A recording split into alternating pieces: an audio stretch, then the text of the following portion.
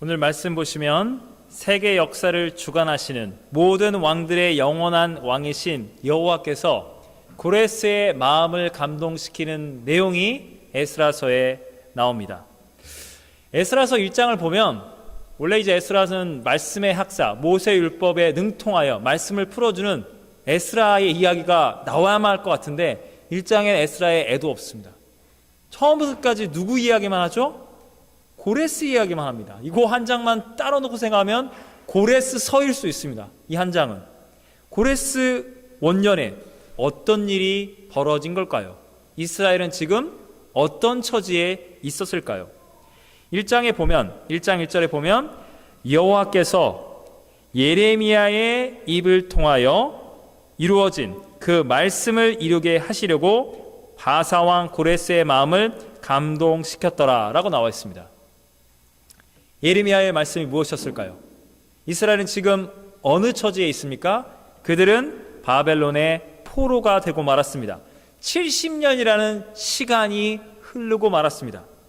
근데 예레미야를 통해서 선포된 하나님의 말씀이 무엇입니까? 예레미야 29장 보시면 이렇게 나와 있습니다. 예레미야란 선지자는 이걸 말했습니다. 예루살렘 성전은 멸망당한다. 그러나 너희에게 소망이 있나니 너희는 바벨론의 포로가 될 것이다. 이건 믿겨지지가 않는 이야기입니다. 멀쩡한 성전, 멀쩡한 나라가 망한답니다. 그리고 예레미야는 예언적인 편지를 씁니다. 바벨론의 포로로 끌려간 그들에게 이렇게 편지를 씁니다. 여호와께서 이렇게 말씀하시느니라. 바벨론에서 70년이 차면 내가 너희를 돌보고 나의 선한 말을 너희에게 성취하며 너희를 이곳으로 돌아오게 하리라. 여호와의 말씀이니라. 나의 생각을 내가 안 하니 나는 너희에게 평안을 주려 함이라. 재앙이 아니라 내가 너희에게 미래와 희망을 줄 것이라. 너희는 내게 부르짖으면 내게 와서 기도하면 내가 너희들의 기도를 들으리라. 너희가 온 마음으로 나를 구하면 내가 너희를 친히 만나주리라. 이것은 여호와의 말씀이니라. 내가 너희를 열방과 민족 가운데 뿔뿔이 흩어지고 쫓아보냈던 나라들과 모든 곳에서 70년 포로 기간이 끝나고 나면 사로잡혀 그곳으로 돌아오게 하리라. 이거를 말할 때 이스라엘 백성들은 도무지 믿을 수가 없는 겁니다. 뭐다러 멀쩡한 성전과 이 번영과 평화의 상징인 이 나라가 망한다고? 이거 매국노 아닌가?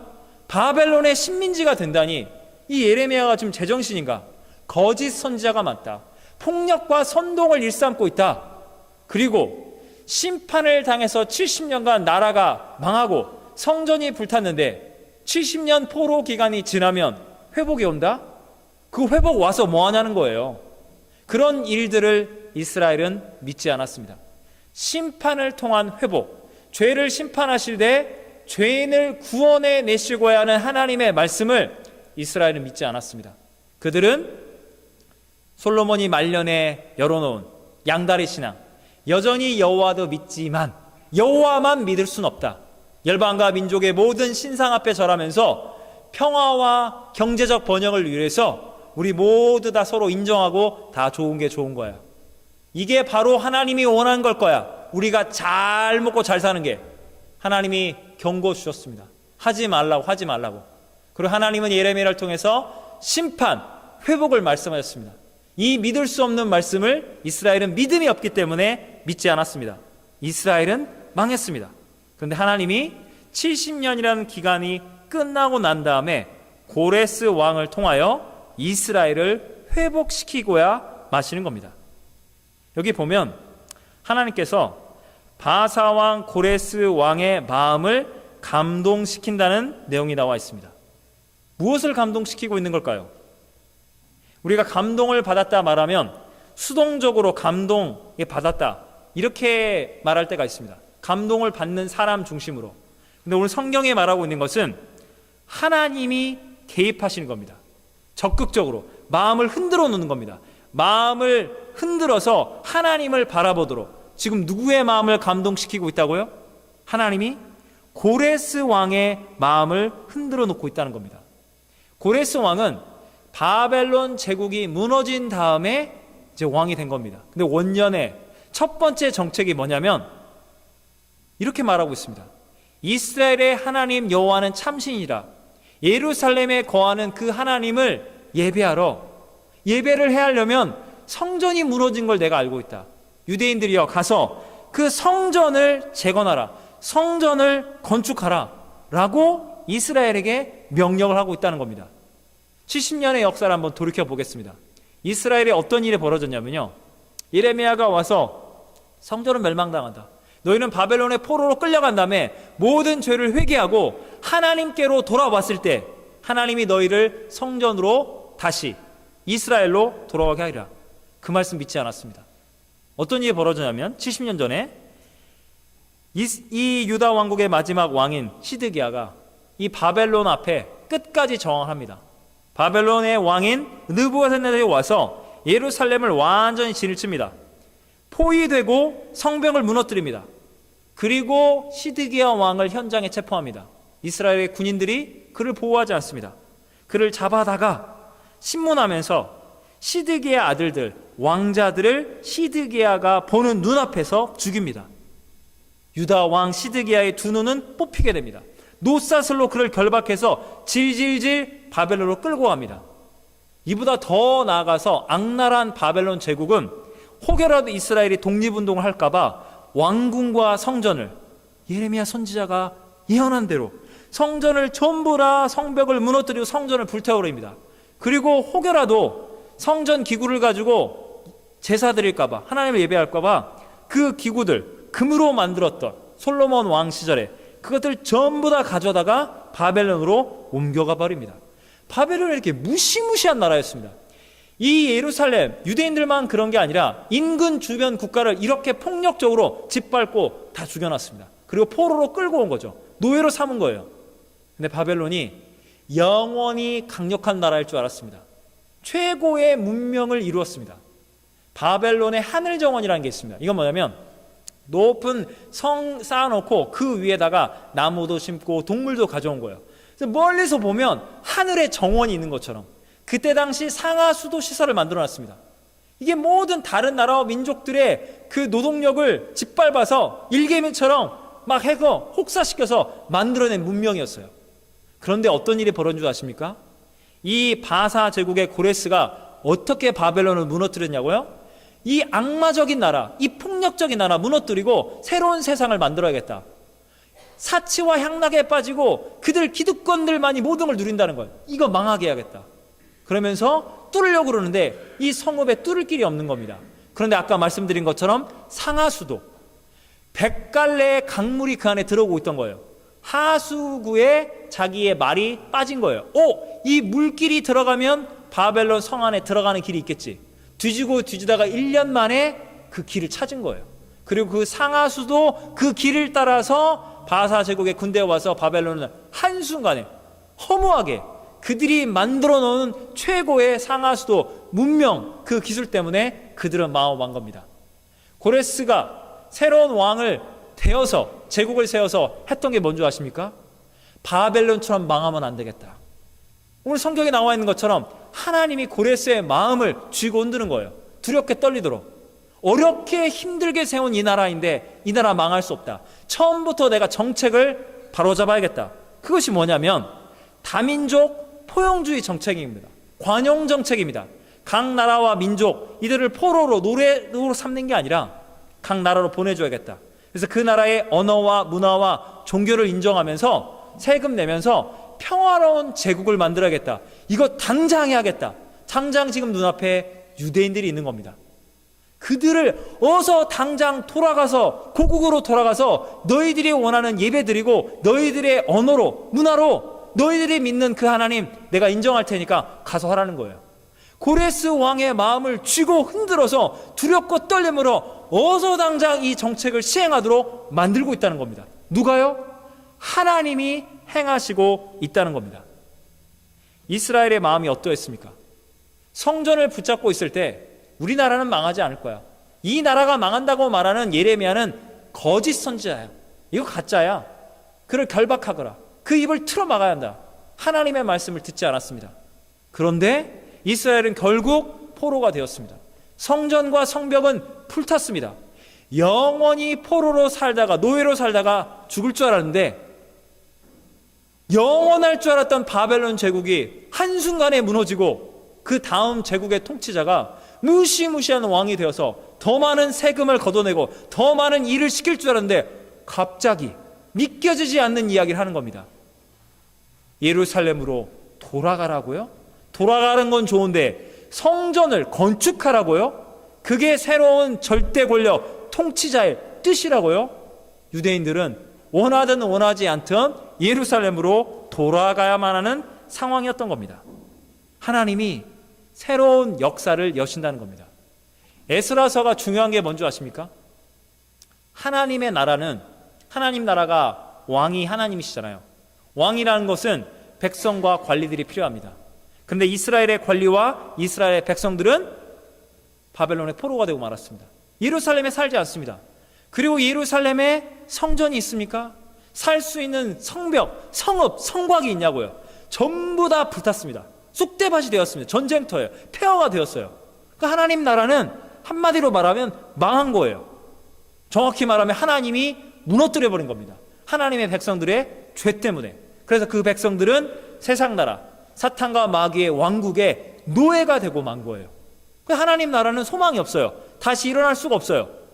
이스라엘 백성들 입장에서는, 그러니까 우리가 성전에 있을 때 우리가 비록 양다리 신앙이어도 이렇게 제사도 드리고 우리가 하나님 나라 왕이라고 이름 걸어놓고 그때 잘 됐는데 이거 무너뜨렸습니다. 하나님 나라 일어날 수 없습니다 라고 이스라엘 사람들이 절망하고 낙심할 때 하나님이 어떻게 하신다고요? 하나님 나라와 백성, 하나님의 나라에 세운 왕들도 다 죽고 없는 거예요. 하나님이 어떻게 하나님 나라를 재건하신다고요? 하나님은 이스라엘만 통치하시는 분이 아니십니다. 하나님은 열방과 민족을 통치하시는 왕이십니다. 하나님이 이스라엘을 식민지로 짓밟아 죽였던 바벨론을 무너뜨리시고 바벨론보다 더 강력한 나라를 세우시고 그 왕 고레스를 통해서 세상 나라를 통해서 하나님을 알지 못하는 이방인인 그의 마음을 하나님이 쥐고 흔들어서 두렵고 떨리게 만들어서 어서 이스라엘을 회복시켜라, 성전을 재건하라고 세상 나라를 들어서 망해버린 하나님 나라를 회복시키고야 만다는 겁니다. 구원은 여호와께로서 말미암은, 이 하나님의 진리를 하나님이 입증하고야 마는 겁니다. 하나님의 말씀의 종 예레미야가 거짓말쟁이가 아니라 하나님이 진리를 증언했고 그 핍박당한 예레미야가 참된 하나님의 말씀의 종인 것을, 심판을 통한 죄악을 심판하시되 죄인을 구원하시는 하나님의 신실한 언약을 이루신다는 거예요. 하나님이 함께 하신다는 겁니다.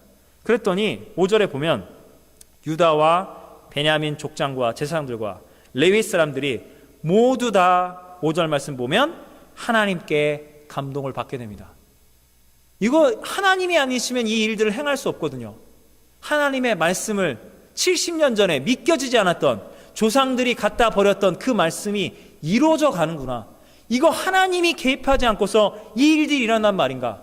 바벨론 제국, 우리를 포로 삼았던 그 제국을 무너뜨린 더 무시무시한 왕이 세상에 성전의 재건을 명령하고 있다고 하나님의 뜻이 이루어지고 있구나.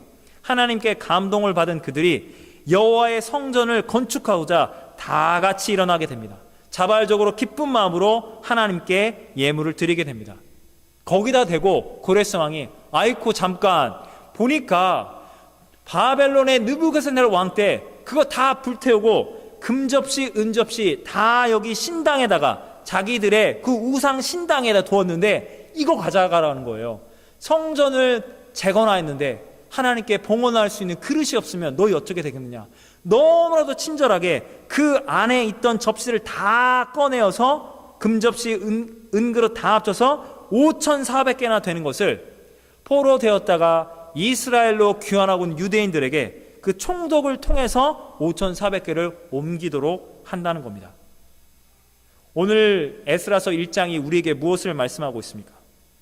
사실상의 고레스서와 같은 이 말씀을 통해서 에스라, 하나님의 말씀의 학사, 에스라를 돕는 스룹바벨 총독이 오기 전에 불신자인 세상의 통치자인 절대 권력자를 하나님이 수족처럼 부려서 이스라엘을 회복시키고야 만다는 겁니다. 그리고 하나님의 방법이 뭐라고요? 바벨론 제국, 이 세상의 방법처럼 폭력과 억압을 통해서 공포 정치를 하는 게 아니에요. 독재를 하는 게 아니에요. 군사력을 통한 게 아니라 눈에 보이지 않는 하나님이 고레스 왕을 어떻게 흔들어요? 그 마음을 감동시킨다고요. 그 마음의 두렵고 떨림으로 이스라엘을 회복시키는 게 고레스 왕, 너가 잘 되는 거야. 이 바사 제국이 잘 되려면 유대인들이 고국으로 어수당장 돌아가야 라고 하나님이 그 마음을 감동시켜 주신다는 겁니다. 하나님이 이스라엘만을 통치하는 게 아니라 바벨론은 무너뜨려 버리고, 왜냐하면 하나님의 자녀, 하나님의 백성들 죽이고 포로 삼았거든요. 하나님의 심판의 도구였지만 이제 하나님이 갖다 버리는 거예요. 악한 교만한 왕국이기 때문에. 근데 하나님이 고레스 왕을 마치 하나님이 온 세상의 하나님의 왕국이라면 고레스를 하나님이 일개 나라의 아주 속국의 왕인 것처럼 하나님이 직접 통치하는 그 나라의 관리 마냥 어서 당장 이 일을 시행하거라. 네, 알겠습니다, 여호와 하나님. 그렇게 만든다는 겁니다. 여러분, 구원이 뭐라고요? 구원은 고레스 왕을 마음껏 사용하시는, 온 열방과 민족을 통치하시는 하나님의 주권을 믿는 게 구원입니다. 이스라엘이 왜 멸망했습니까? 여러분, 무엇이 죄입니까? 하나님, 제 인생에 개입하지 마세요. 다 좋은데 제가 마음껏 할 수 있게 해주세요. 내 인생의 왕은 저죠. 하나님 개입하지 마세요. 그러니까 타락하고 멸망하고 인간이 교만하다는 겁니다.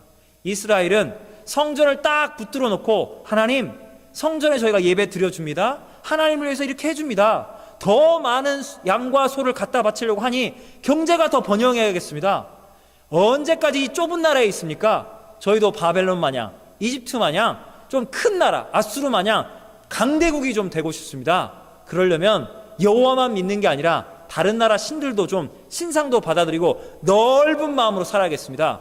자기 마음대로 그들의 뜻 가운데 하나님을 왕의 자리에서 몰아낸 겁니다. 이 반역 세력을 하나님이 심판하신 거죠. 그래서 포로로 끌려온 겁니다. 그런데 하나님이 그들을 다시 돌이켜오게 하는 거예요. 너희는 나의 백성, 나의 자녀란다. 하나님의 통치 아래, 하나님의 보호하심 아래, 하나님의 구원 아래 이스라엘이 여전히 있다는 것을, 하나님의 신실한 사랑을 전해주시는 거예요. 여러분, 이게 뭐예요? 하나님이 우리를 감동시켜준다는 거예요. 우리가 한 건 뭐예요? 우리는 죄를 지었어요. 하나님 우리 인생의 주인이 아니야. 내가 원하는 대로 다 결정하고 우린 망한 존재들입니다. 우리 안에 죄가 있고 우리 안에 상처가 있습니다. 그런데 하나님이 우리를 버리지 아니하신다는 겁니다. 여러분, 오늘 성경의 말씀이 우리에게 뭘 말하냐면요, 여러분 이런 이야기 많이 들어보셨을 겁니다. 하나님께 복을 받으려면 하나님을 감동시켜라. 얼마나 은혜롭습니까? 이게 좋은 이야기예요.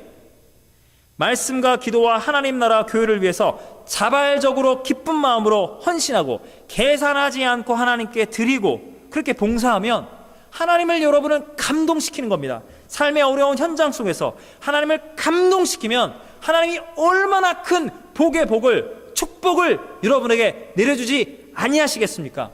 이거 맞는 이야기입니다. 틀린 이야기가 아니에요. 그러나 여기에서 내가 하나님을 감동시켜야 복을 받는다는 내가가 하나님보다 더 과도하게 집중되면 신앙생활뿐만 아니라 구원에 있어서 실제적인 주어가 바로 하나님을 감동시킬 수 있는 나의 믿음과 나의 헌신, 바로 우리 교회 공동체의 헌신과 하나님을 기쁘시게 하는 이 풍성함이 마치 교회의 하나님 나라의 주인이 된 것처럼 바뀔 수 있습니다. 여러분, 성경이 우리에게 뭘 말하고 있습니까? 우리의 믿음은 우리의 상황 따라 바뀔 수밖에 없는 영적인 상황, 우리의 물질, 우리의 소유가 아닙니다. 우리의 열심이 아닙니다. 우리의 믿음은 하나님의 변함없는 은혜를 바라봐야 합니다. 여러분, 우리는 믿음으로 하나님을 감동시켜야만 합니다. 그러나 여러분, 성경적으로 보겠습니다. 창세기부터 요한계시록까지 하나님의 사람들, 이스라엘과 신약의 교회, 하나님의 사람들이 하나님을 감동시킨 게 많습니까? 아니면 하나님이 우리를, 죄인된 우리를, 이스라엘을, 교회를 포기하지 않고 하나님의 사람들을 감동시킨 게 맞습니까? 그리고 구원은 무엇입니까? 죄인이었던 우리를 포기하지 아니하시고 하나님이 우리를 은혜 가운데 그럼에도 불구하고 구원해 주신 겁니다. 성경은 처음부터 끝까지 나를 창조하신 하나님의 감동, 죄인이었던 나를 끝내 구원하시고야 마시는 하나님의 감동의 은혜로 처음부터 끝까지 있는 겁니다. 하나님이 나를 감동시키는 거예요. 그렇기 때문에 나는 자녀된 우리가 하나님께 드릴 수 있는 겁니다. 은혜가 먼저입니다. 하나님이 내 인생의 주인이 될 때 내가 하나님의 종으로서, 하나님의 백성, 하나님의 자녀로서 하나님께 드릴 수 있는 겁니다. 여러분, 우리가 이민이라는 불가피한 인생의 선택, 막다른 골목, 우리가 여기까지 왔습니다. 여기 이민을 와서 대부분의 분들이 실제로는 100%라고 생각할 수 있습니다. 아, 힘듭니다. 하나님, 돌이켜 한국을 생각하니 바쁜 생활이었지만 그래도 그때는 교회를 열심으로 기쁨으로 섬길 수 있었는데 하나님, 제가 너무나도 바쁘고 힘들고 괴롭습니다. 하나님께 약속한 게 있어요. 지금 자리를 한국에서 하던 거에 반쯤이라도 경제적으로 내가 좀 여러 가지 좀 자리가 잡히면 그 뒤에 하나님 앞에 한국에서 하던 것처럼 그렇게 봉사하고 섬기고 싶었는데 3년, 5년, 10년, 15년, 20년 시간이 이렇게 많이 흘렀네요. 하나님, 제가 이걸 알지요. 하나님을 기쁨으로 믿음으로 하나님을 감동시켜야 복에 복을 받는데 지금 제가 할 수가 없네요. 그러니까 제 삶의 이 모습, 하나님 보시기에, 내가 보기에도 한심한데 하나님 보기에 얼마나 그러겠어요. 우리가 이민을 와서 공통적으로 누구보다도 저 자신을 포함해서 우리의 우월감이라는 것은, 우리의 교만함이라는 것은 전부 다 산산이 깨졌습니다. 우리가 이민을 와서 우리가 지었던 죄들 상처로 남습니다. 우리가 이민을 와서 이민사회나 이민교회 안에 힘든 게 뭔지 아십니까? 한국에서는 우리가 그 뭔가 해놓은 게 있어요. 각자의 기준에 따라. 근데 여기 오니까 나는 나름대로 바쁜 가운데 열심을 다하는데 사람들이 날 우습게 여기는 것 같아요. 내가 한국에서 그랬거든? 내가 한국에서 이랬는데 내가 좀 우스워 보이나 봐. 우월감이 열등감으로 바뀐 상태에서 우리가 서로에게 말 한마디 행동 하나가 상처로 났습니다. 그래서 이민을 와서 살아가는 게 힘들다는 겁니다. 열등감과 자존감, 이 자존감이 참 많이 나눠졌어요. 하나님이 죄인된 우리를 사랑하셨기 때문에, 그 우리가 구원을 받았기 때문에, 그래, 내가 구원받은 존재잖아. 내가 하나님을 기쁨으로 믿음으로 내가 감동시켜야지. 내 안에 그런 열심들이 분명히 한국에 있었는데 근데 그게 사라져요. 너무 삶이 힘드니까. 경제적으로 영적으로 바닥이 보입니다. 끝이 보이지 않는 바닥을 넘어서서 마이너스가 보이는 거예요. 마치 이스라엘 백성들이 고향을 떠나 예루살렘을 떠나 바벨론의 포로가 와서 영적인 포로와 노예가 된 겁니다. 언제쯤 캐나다 저 백인들처럼 저렇게 저 자리로 올라갈까? 그래도 한국에선 내 나라, 내가 시민권자인데 여기 오니까 나는 그냥 이방인이구나. 영어를 떠나서 모든 면에서 나는 저 사람들까지 올라가려면 언제 올라가려나? 그냥 이렇게 나는 고생만 하다 끝나는 거 아니야? 그런 낙심과 절망이 우리 안에 찾아오지 않을래야 않을 수가 없습니다. 근데 우리 마음 가운데 우리 안에 순전한 믿음, 때로는 순전합니다. 그러나 순진해요. 내가 하나님을 감동시켜야 하는데, 내가 하나님 앞에 한 게 있어야 하나님도 내게 복을 주실 텐데 내가 하나님께 드릴 수가 없다. 너무나 어렵고 힘들다. 하려고 하는데 되지 못하는, 이러면서 영적인 침체와 낙심과 절망이 계속 우리를 붙잡는 거예요. 더 침체 가운데 빠져드는 겁니다. 여러분, 우리가 예수님을 처음 믿을 때 내가 하나님을 감동시켜야지, 하늘만큼 하나님 내게 복을 주시겠지, 이거 좋은 믿음이에요. 막 예수님을 믿기 시작할 땐 좋은 믿음이에요. 그러나 우리의 믿음이 성장해야 합니다. 어른이 되어야만 합니다. 이 무지함을 그대로 몰고 가면 하나님의 은혜의 감동, 하나님이 나를 감동시켜서 예수님 믿게 하고 하나님이 영육간에 필요한 것을 그분이 공급해 주신다는 은혜의 주권을 무지하면 우리의 잘못된 믿음이 내 자신이 중심이 되면 패배감과 열등감으로 돌아갑니다. 한때는 우월하고 한때는 내가 잘했는데 내가 요거밖에 안 되는구나, 영적으로, 경제적으로. 여러분, 주님이 우리에게 무엇을 말씀하십니까? 에스라서에서 주님이 말씀하신 것이 무엇입니까? 성전에서 하나님을 예배하던 그들은 잘못된 신앙관을 가지고 어떻게든 더 번영과 평화와 안정을 누려서 하나님, 저 이렇게 엄청난 예배 드려줍니다. 솔로몬보다 더 큰 예배 드려줍니다. 하나님, 우리가 잘 먹고 잘 살아야죠. 하나님만 믿고 의지할 수는 없습니다. 이런 계산을 하다가 이스라엘은 폭삭망했습니다. 하나님이 하지 말라 했는데, 여호와께 돌아오라 했는데 그들은 물질을 더 사랑했습니다. 우상을. 그리고 포로가 되었습니다. 하나님, 저희는 망했습니다. 저희는 끝났습니다. 저희는 포로예요. 이스라엘로 돌아갈 길이 없습니다. 이대로 끝납니다 라고 낙심할 때 하나님 말씀하십니다. 너희는 성전으로 돌아가라. 성전을 재건하라는 겁니다. 하나님은 우리를 우월감에 빠진 잘못된 주인의식을 가진 그런 교만한 자로, 죄인으로 우리를 그냥 놔두지 않습니다. 우리를 흔들어 놓습니다. 우리의 죄를 전부 토해내도록 만듭니다. 우리를 회개시킵니다. 우리의 상처는 치유하십니다. 그 가운데 하나님만 붙잡게 되는데 모든 걸 다 잃어버리는 거예요. 하나님, 하나님께 드릴 게 없어요. 저는 그땐 좀 잘 나갔는데. 이런 영적인 패배와 열등감일 때 주님이 우리에게 말씀하시는 거예요. 네 삶의 주인은 네가 아니라 나야. 너는 왕도 아니고 너는 노예가 아니야. 너는 청직이야. 너는 나의 자녀야. 너는 나의 백성이야. 근데 하나님, 저는 포로예요. 노예예요. 하나님, 저 사랑하실 수 있어요? 그때는 성전이 있었고, 그때는 솔로몬 왕도 있고 왕들이 있었는데 나라와 민족을 다 뺏겼는데, 하나님, 제가 사랑스러워요? 한 게 없는데 어떻게 저를 사랑스러워 하시겠어요? 나는 포로와 노예인데 제가 봐도 부끄러우니 하나님 보시기에는 얼마나 부끄럽겠어요. 이스라엘은 처음부터 끝까지 하나님을 오해하고 있었습니다. 하나님은 아버지이십니다. 자녀가 잘못된 길로 나아갈 때 용돈 갖다 주고 별짓을 다 해도 너 세상 앞에 불법과 편법을 저지른 거야? 그런 식으로 용돈 갖다 주면 뭐해? 아들아, 어서 당장 회개하고 돌아와. 아니요, 아버지, 아파트 한 채 더 해드릴게요. 이게 잘 되는 사업입니다. 이게요, 좋은 거예요. 아버지의 마음은 아픈 겁니다. 죄는 회개하도록 하나님 만드십니다. 우리가 망했어요. 죄를 짓고 회개하고 모든 걸 다 잃어버렸어요. 하나님 아버지의 마음은 잘 되는 큰아들에게만 있는 것이 아닙니다. 작은 아들이 회개하고 돌아옵니까? 하나님 아버지의 마음은 회개하고 돌아오고 하나님만 의지하려는 작은 아들에게 하나님의 마음이 있다는 것을 예수님이 말씀하고 있지 않습니까? 하나님은 성전에서 기득권 마냥 내가 왕이다, 내가 제일 잘 나가다는 그 이스라엘의 죄를 하나님 미워하셨어요. 포로가 되어서 모든 걸 다 잃어버리고 겸손히 엎드려진 이스라엘을 하나님은 부끄러워하지 아니하십니다. 하나님이 뭘 보여주십니까? 이스라엘은 솔로몬 왕이 되고 싶었던 거예요. 이스라엘은 바벨론, 이스라엘은 이집트, 그 제국의 통치자가 되고 싶었어요.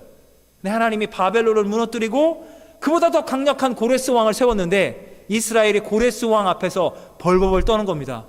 우리를 또 어떤 혹사를 시킬까? 우리를 또 죽이려나 저 양반이? 근데 하나님이 고레스 왕의 입을 열어서 뭘 말씀하십니까? 이스라엘아, 너희는 세상의 왕들을 두려워하지 마라.